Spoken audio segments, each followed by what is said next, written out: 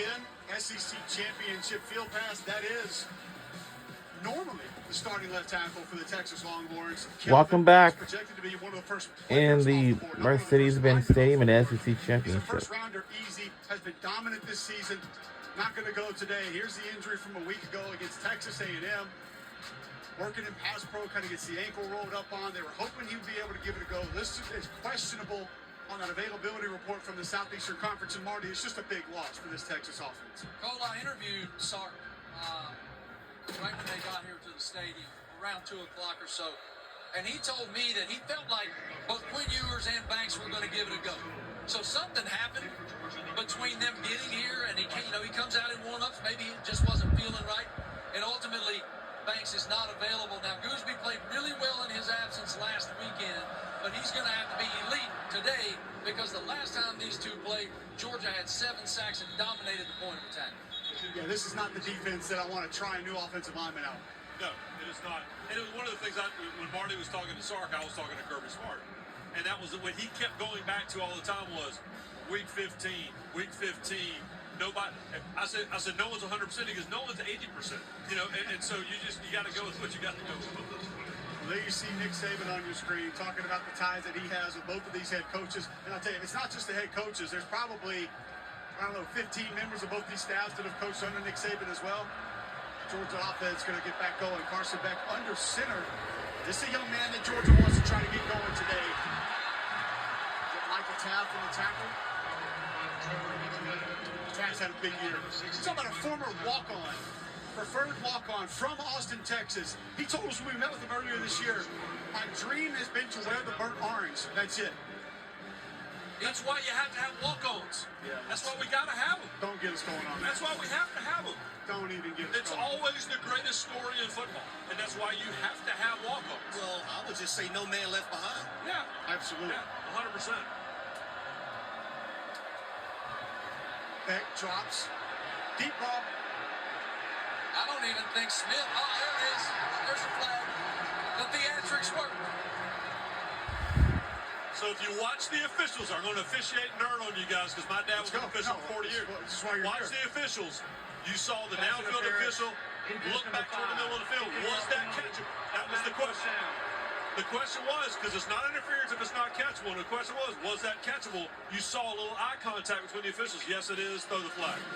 I just love how Arian Smith, who's the fastest guy on this Georgia Bulldogs football team, we call it eating up the cushion of the DB. Got on his toes, stuck him, went to the go route.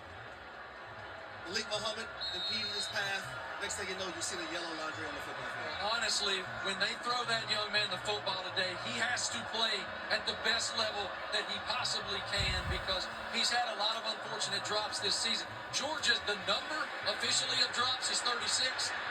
Most in FBS, I think it's actually higher than that. So those guys like him have got to help Carson Beck out today. They lead the nation in drops, as Marty Smith just said. And Trevor Etienne trying to get him going at running back. I know they want him to be a part of this game plan today. But number 0 for the Texas Longhorns, Anthony Hill Jr. has been phenomenal this year. And Etienne's going to try to bounce this thing out.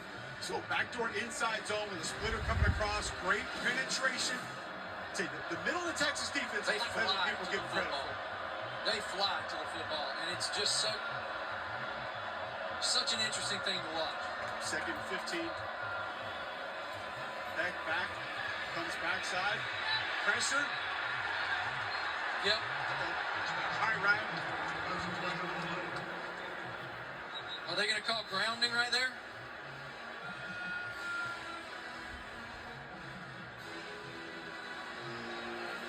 I think they're saying, did he get it past the line of scrimmage?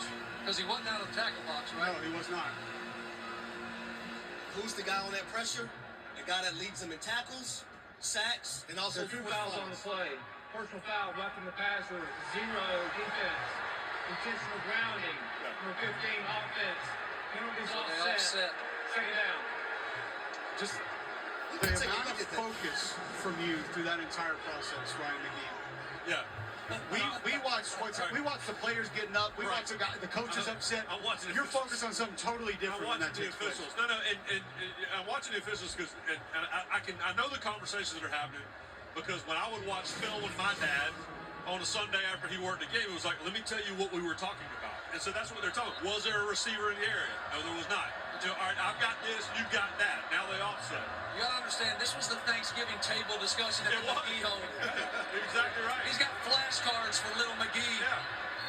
What does this mean? My dad literally in the living room, right? Here's the ottoman. All right, that's the safety. All right, my mom, mom, come over here. All right, you're going to be the corner. You're the wide receiver. My dad walking us through, like, halos on kicker turns and all that stuff when I was a kid. That's the house I grew up in. How old were you when you knew all the signals for the penalties? Like holding? Knew them all. 6, 7 years old. I had the sheet on my wall. Who were you, all right, when you were running through the den, when little Cole was jumping over the arm of the couch, or onto the couch, and pissing mom off, that you were ruining the couch? We got an incompletion. They gonna throw another one? It's called another flop, Marty. I was Walter Payton. I was always sweetness going over the pile and using the arm of the couch as the pile, and my mom would be so pissed at me. Mine would change. There's some Christian Okoye in there. Yeah. I could never be Barry Sanders because I was husky. Neck roll. Back then we called it husky. Those were the jeans that I shot for when I was a kid. She was Tough Skins jeans from Neck Sears roll. Roebuck. Yeah. Harry Douglas, who are you in the backyard, in the living room? Who are you when you're playing football? Jerry Rice most of the time. There you go. Of course. No, of course. Jerry Rice was the man. If you're going to be somebody, in Atlanta, Deion Sanders too. Oh, yeah. This young man can bomb it. You talking? What was the husky? Was that the word? Yes, we got a husky punter. That's a husky punter. 100%. We got a husky A punter. little too hammered. I will allow it. We're going to get to a break here live. SEC Championship game field pass. Back with more after this. We're right back. Yeah,